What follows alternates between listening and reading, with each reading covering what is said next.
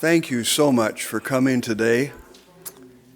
I know your presence means a great deal to Dale and the whole family. As you know, Jeannene loved music that spoke of heaven and of her Savior Jesus. We're going to listen right now to a wonderful song about someone's arrival in heaven, I can only imagine. And then grandson Anthony is going to come and share a couple of more songs that Jeannene loved. Let's listen.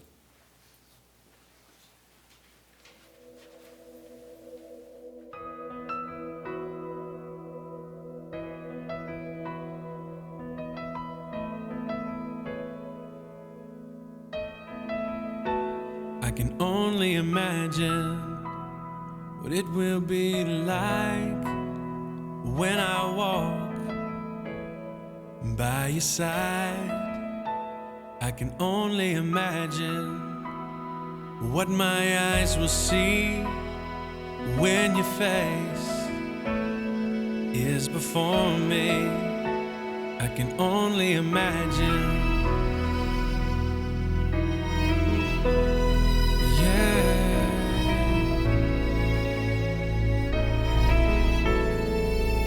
Surrounded by your glory, what will my heart feel? Will I dance for you, Jesus? Or in awe of you be still? Will I stand in your presence? Or to my knees will I fall? Will I sing hallelujah? Will I be able to speak at all? I can only imagine. I can only imagine. I can only imagine when that day comes and I find myself standing in the sun. I can only imagine when all I would do is forever worship you. I can only imagine, yeah. I can only imagine. Surrounded by your glory, what will my heart feel? Will I dance for you, Jesus? Or in awe of you be still? Will I stand in your presence? Or to my knees will I fall? Will I sing hallelujah? Will I be able to speak at all? I can only imagine. Yeah, I can only imagine.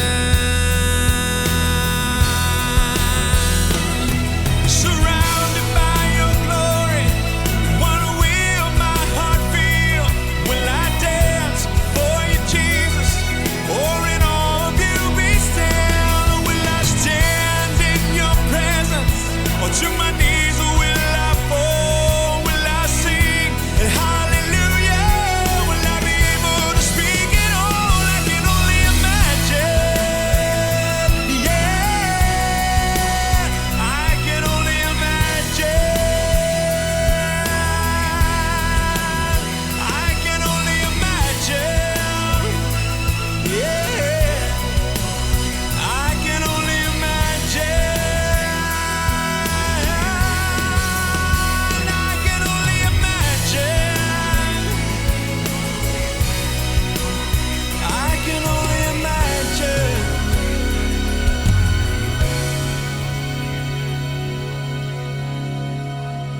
I can only imagine when all I would do is forever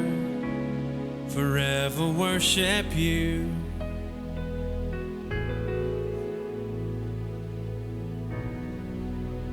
I can only imagine.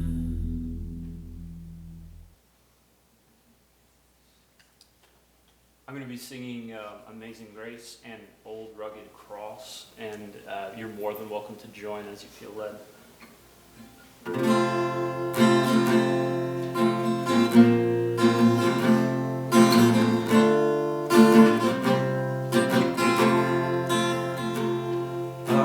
Amazing grace, sweet the sound that saved a wretch like me. I once was lost, but now I'm found. Was blind, but now I see. 'Twas grace that taught my heart to fear, and grace my fears relieved. How precious did that grace appear the hour I first believed.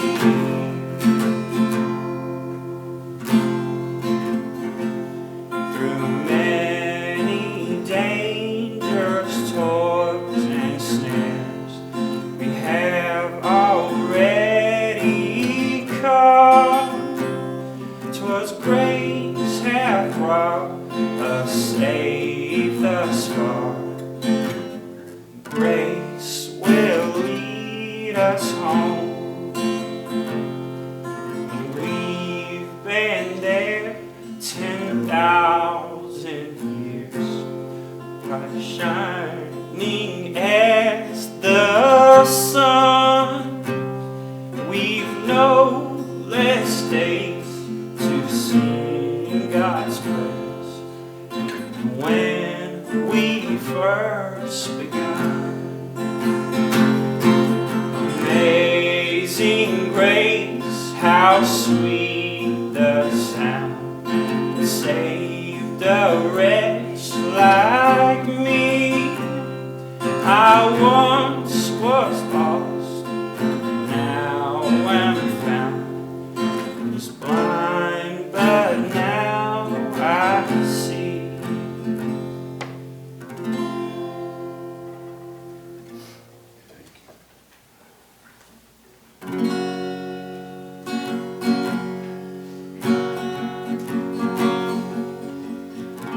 On a hill far away stood an old rugged cross, the emblem of suffering and shame. And I love that old cross where the dearest and best for a world of lost sinners was slain. So I'll cherish the old rugged cross. To my trophies at last I lay down. I will cling to the old rugged cross and exchange it someday for a crown. To the old rugged cross I will ever be true, its shame and reproach gladly bear.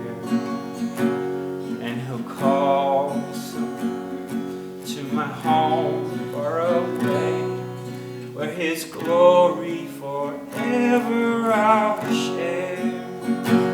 So I'll cherish the old rugged cross. To my trophies at last I lay down. I will cling to the old rugged cross and exchange it someday for a crown. I will cling to the old rugged cross and exchange it someday for a crown.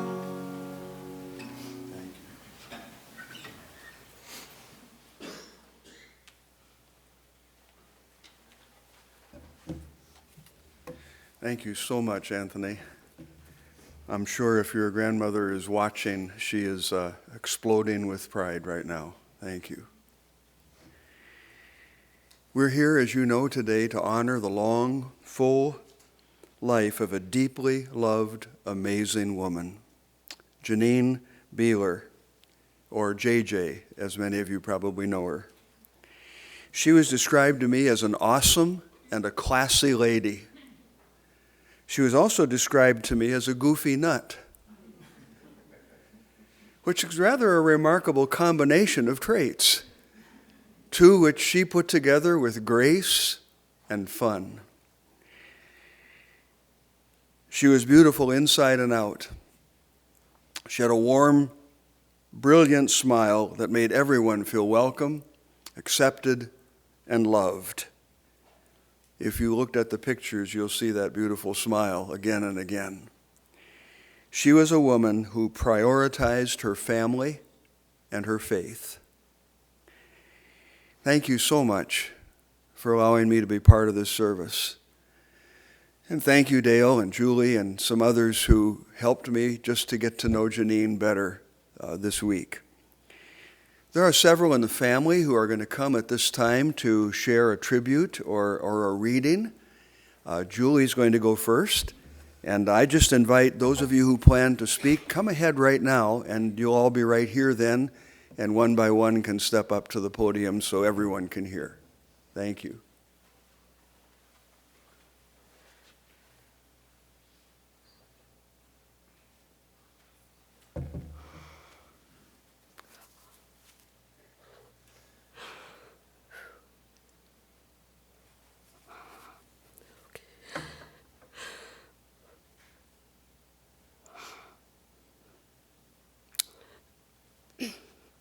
I'll hold it together, I promise.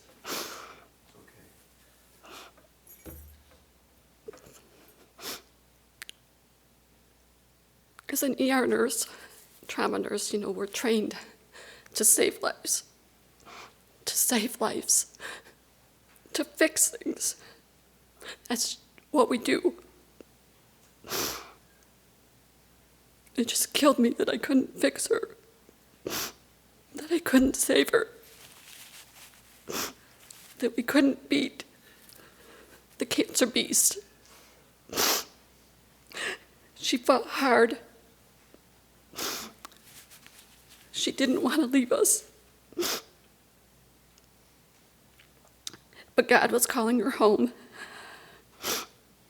We could give her meds and love and comfort.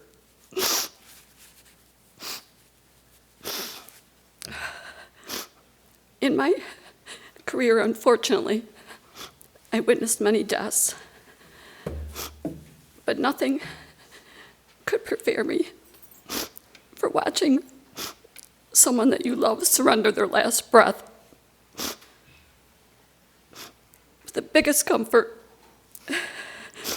is knowing that she is pain-free and cancer-free and watching over us. She will be, I'm sure, one of the classiest angels in heaven, and have all things up there as tidy as can be. In fact, if there's a rug up in heaven, it will be raked, and every strand will be just so and be perfect. As kids, we were not allowed to walk on the raked rug, so we had to leap from one piece of furniture to the next. Am I right? So it's a good thing that angels fly so they won't touch her rug. She had the best sense of humor and could laugh at herself. We have so many funny little stories. In fact, my husband coined them the Jeannene factor. And so anytime anything funny or goofy would happen, he would say, "That's the Jeannene factor." And he often said that we could write a book because there were just so many funny, goofy things that she said and did. And as I grew older and did many of the same funny, silly things, he would say, "Okay, Jeannene, you're becoming your mother." And now he says, "Okay, now you've become your mother." And I say, "That's okay. I'll take that all day, every day." because she was amazing, and she had an amazing heart. And I don't know what I would have done without her, especially raising kids. She was a beautiful blessing. She loved her kids and her grandkids, nieces, nephews, friends, family, anybody that she came in contact with. But with our kids, she was just amazing. She worked full time, and she still made lots of time for them to bake cookies and play games and go on trips, you name it, she did it. In fact, she would take them overnight, and she introduced each one of them to Sunday school. And she would have them stay the night so that we could sleep in. Sorry about that. But it was a wonderful blessing for us to have her help us raise our children. Throughout her life, JJ grew into a true, living, loving Christian example. She was a loving blessing to many for many different reasons and will be truly missed. I do want to thank the hospice nurses and caregivers that were truly amazing. They were there whenever we needed them at each stage and taught us the true meaning of comfort and peace in passing. They are the unsung heroes. To Dale, her loving spouse, you have been an amazing blessing to JJ. You guys have had some awesome times traveling and just having fun and being with family and friends. You have stood by her side. You will always be family.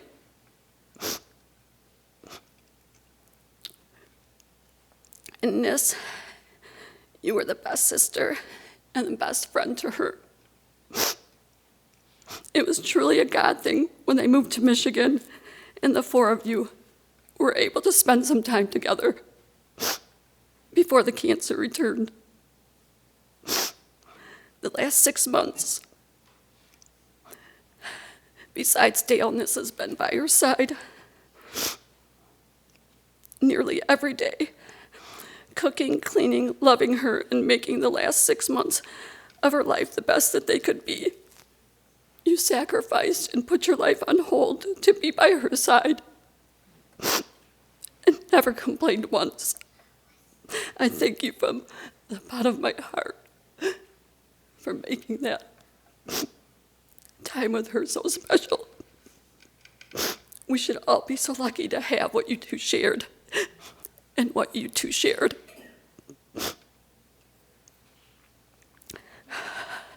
Mom loved the holidays and really wanted to make it to Christmas.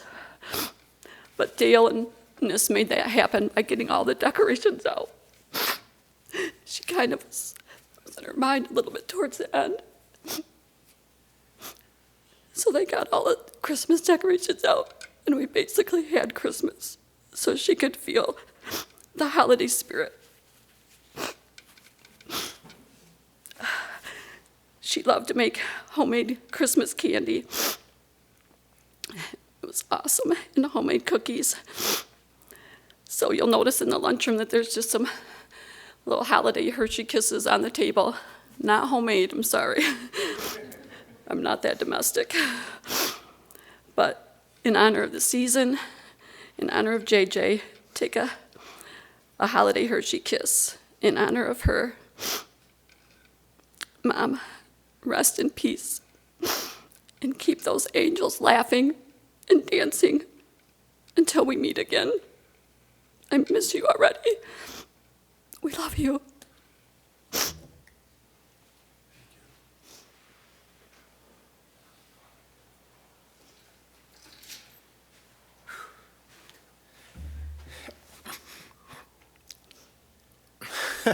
I thought this was going to be easier, but it's not. A lot of you don't know me. You may not know me. My name is Jim. I'm Jeannene's second son. Those of you who know my father will recognize me because I look a lot like him. I hear that all the time. And I moved to California in '85, so I haven't been around much. And Julie reminded me of the stories that from when we were kids. Yes, raking the rug was one of them. That was a classic because she would get mad. She would rake the rug, and if you walked on it, it left footprints like in the sand. And she's like, "Don't walk on the rug for at least an hour." I want the rug to look good for an hour. One of the other things that she did that I never really understood is she had lots of house plants. And she would literally dust each individual leaf on a house plant. And then she had this ivy with lots of leaves, and she would put mayonnaise on the leaves so they would shine. That's some of the quirky things that she used to do on there. And, and as those who knew her knew that she had such, joy for life and such energy that was amazing. And the Christmas cookies, even when I was in California, she would send me cookies every year. And my favorite were these ones made with butterscotch and cornflakes. And they were crunchy, and they were so rich. And people was like, "Oh my God, how can you eat these? Because there's so much sugar." And it's like, oh, they were awesome.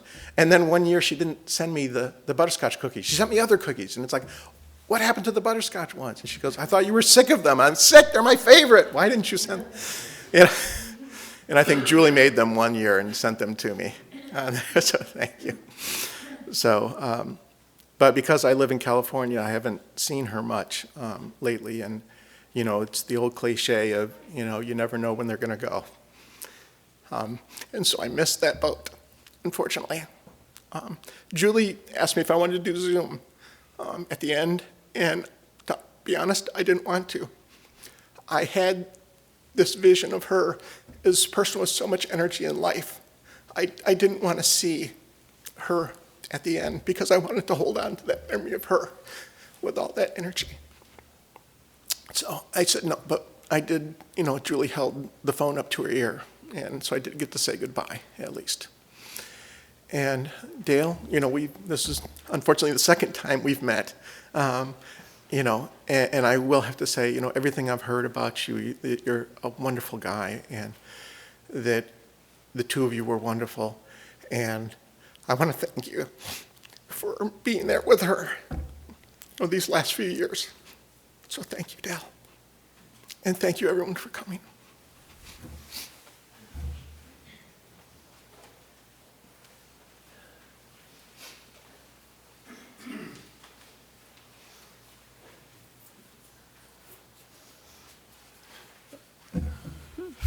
First of all, I want to thank all of you for coming today to celebrate JJ's life.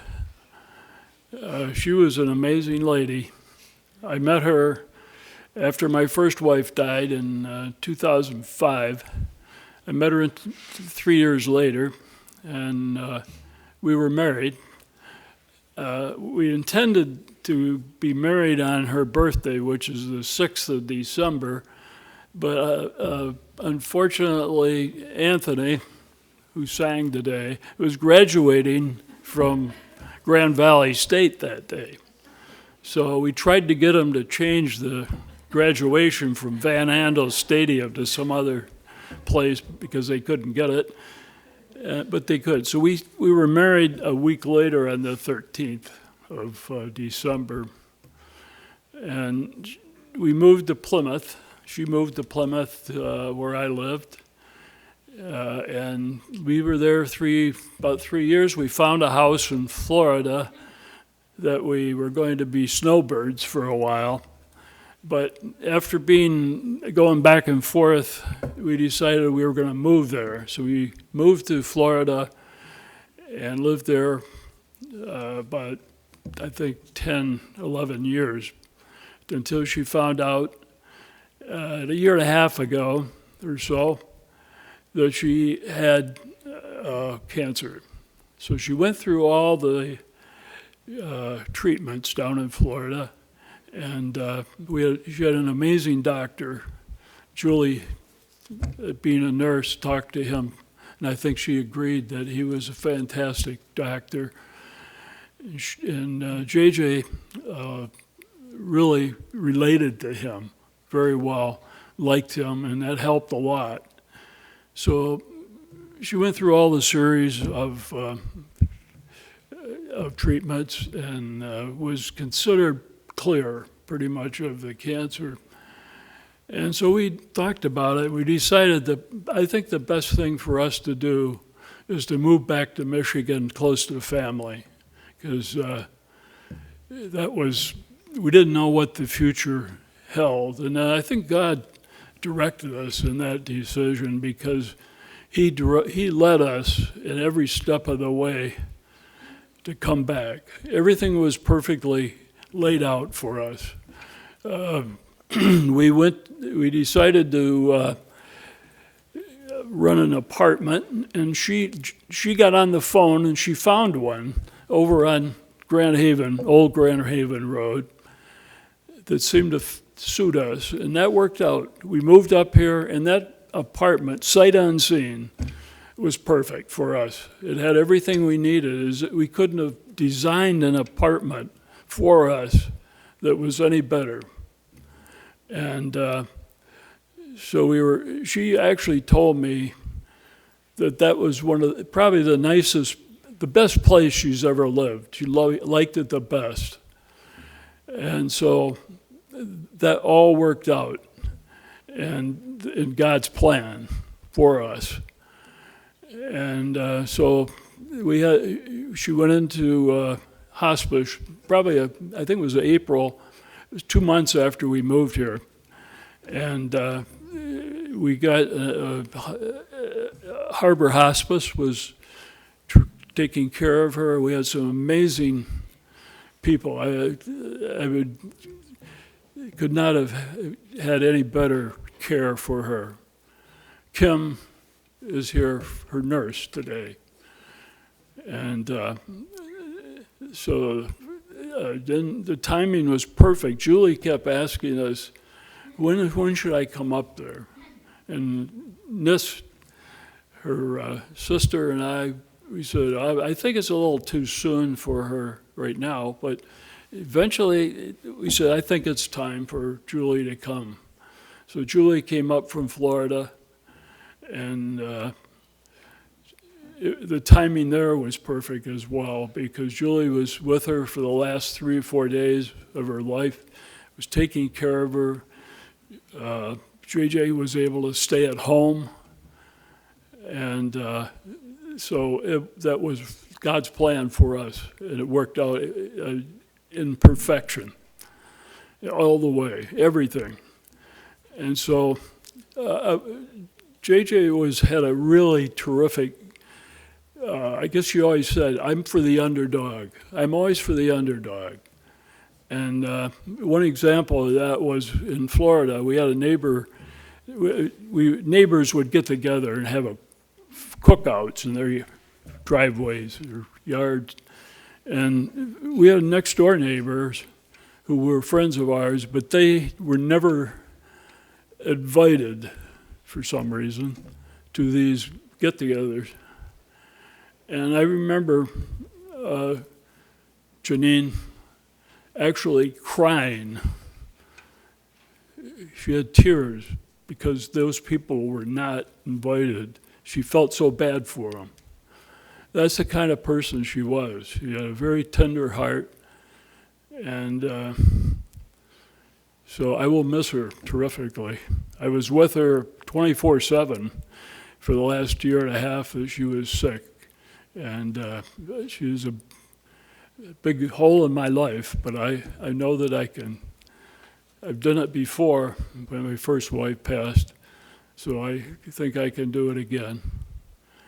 So again, thanks for coming today. The whole family appreciates it a lot. Thank you.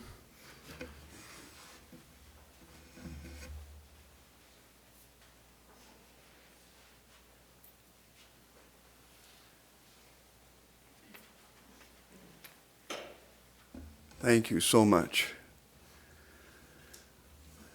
Family has requested another song, one that's become very special to me. I appreciate that choice. Just a month ago, our 20-year-old, one of our grandchildren, our 20-year-old grandson, unexpectedly died. And this song has become very special to our family. Scars in Heaven. Let's listen.